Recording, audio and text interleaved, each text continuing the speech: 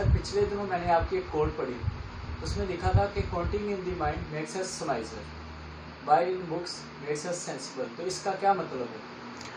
हाँ, अगर मैं आपको इसमें उर्दू में बताऊं तो बड़ा सिंपल सा है कि जो गिनती होती है ना, जब आप अपने जहन में करते हैं तो ये आपको कंजूस बना देती है, लेकिन जब आप किताबों में लिखते हैं, जैसे आपकी अकाउंटिंग्स की बुक्स हैं या आप कोई भी बिज़नेस करते हैं और उसका आप रिकॉर्ड मेंटेन करते हैं, तो हमें सेंसिबल बनाता है।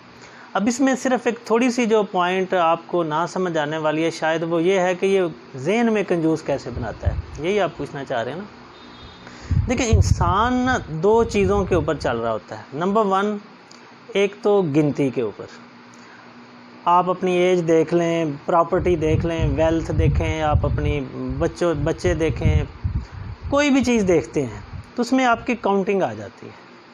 एज कितनी हो गई, ओहदे किस पे पहुंच गए, प्रॉपर्टी मेरी कितनी है, पैसे मेरे पास कितने, ये क्या है, सारी काउंटिंग है। एक तो ये बात। दूसरी चीज़ जो है ना, वो इंसान बाय नेचर सेल्फिश है, खुद गर्ज है। तो खुद गर्जी कनेक्ट होती है बेसिकली नंबर्स से। जब इंसान ये देख रहा होता है कि यार मेरे पास इतने नंबर, ये चीज़ें हैं, या इतनी दौलत है, इतना पैसा है, फ़लाँ के पास इतना है, या अगर मेरे पास इतना है तो इसमें से मैं जब कुछ खर्च करूँगा तो ये तो कम हो जाएगा, यही सोच आती है ना।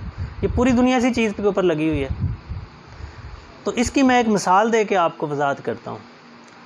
अगर कभी आपको ज़िंदगी में ये एक्सपीरियंस हुआ हो कि आप कहीं बैठे हों या कहीं जा रहे हों, एक फ़कीर आता है और आपसे वो मदद की मांग करता है, आप ज़हनी तौर पे एक कैलकुलेशन फ़ौरी से आपके जहन में एक चीज़ आती है कि यार मैं इसको 50 रुपये इसकी मदद करता हूँ। आप अपना बटवा निकालते हैं, जब बटवा खोलते हैं तो आपको उसमें 20 रुपये खुले नज़र आते हैं। अब फ़ौरी से क्या होता है कि जो आपने एक प्लान किया था कि मैं 50 रुपये इसको दूंगा, अब वो 20 खुले दे के फ़ौरी आपकी कैलकुलेशन जहन एक काम करता है, तो वो कहता है कि चलें यार 20 ही दे देते हैं। होता है कभी ऐसा? In most of the cases हम ये क्या है कि ये हमारा जहन फ़ौरी कैलकुलेशन में पड़ जाता है, गिनती में जब आ जाता है तो हम वो जो एक अच्छा काम ज़्यादा अमाउंट से करना जा रहे थे, वो हम काम पे आ गए। ये आपकी ज़िंदगी में कई इस तरह की मिसालें होंगी। आप कहीं पे डोनेशन के लिए जाते हैं, आप एक प्लान करके जाते हैं कि मैंने 5,000 10,000 जो भी आप जहन बनाते हैं कि यहाँ पे डोनेशन देनी है, लेकिन अब जब वहाँ पे जाके देखते हैं कि यार कोई 1,000 दे रहा है, कोई 500 दे रहा है, तो आप फ़ौरी से कैलकुलेशन में आते हैं कि यार जहाँ इतने ही दे रहे हैं तो मैं 10,000 क्यों दे रहा हूँ, चले मैं 1,000 के 1,500 दे देता हूँ। ये वो प्रैक्टिकल चीज़ें हैं लाइफ की जो आप थोड़ा सा एनालिसिस करेंगे आपको नज़र आती हैं। तो बेसिकली ये कोट यही समझाने के लिए है कि जब भी कैलकुलेशन आपके जहन में आती है ना, आप कंजूसी की तरफ आते हैं। और इसकी कई मिसालें हैं लाइफ के अंदर।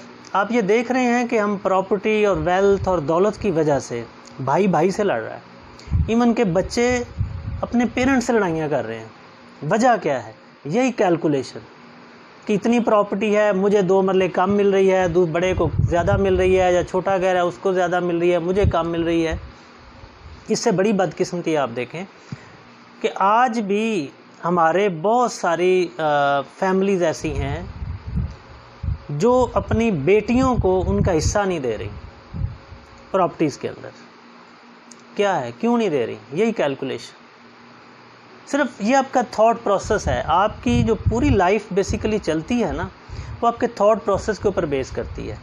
जितना आप इसको कैलकुलेशन में डालेंगे, ये उतना आपको ज़्यादा सेल्फिश और ज़्यादा कंजूस बनाता जाता है। इसलिए ज़हन में कैलकुलेशन को हमेशा थोड़ा कम रखना चाहिए। इसको थोड़ा आपको कोच करने की ज़रूरत होती है इस माइंड को, क्योंकि आपकी पूरी बॉडी का बेसिकली जो कंट्रोलर है वो आपका माइंड है, थॉट प्रोसेस है।